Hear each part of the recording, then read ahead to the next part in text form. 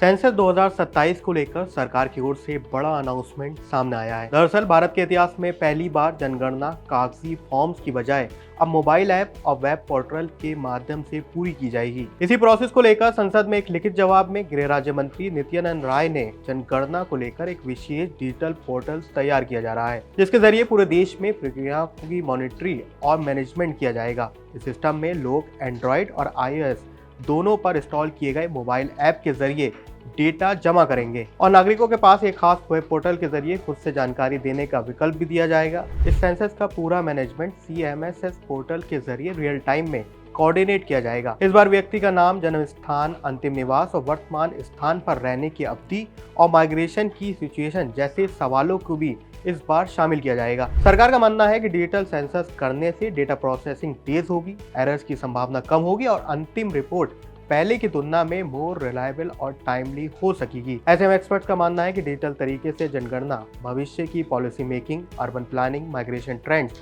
और socio economic service को भी शामिल किया जाएगा। बता दें कि अप्रैल से लेकर सितंबर 2026 तक घरों की लिस्टिंग और मैपिंग होगी। इसके बाद एक और चरण है, यानी 2 चरणों में पूरा प्रोसेस की जाएगी।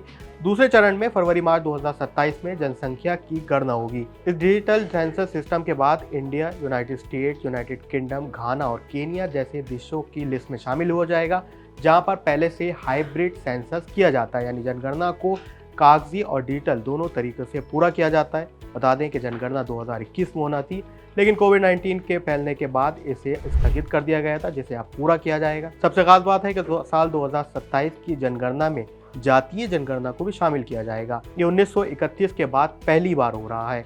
आज़ाद भारत में जनगणना का इतिहास 1951 का रहा है।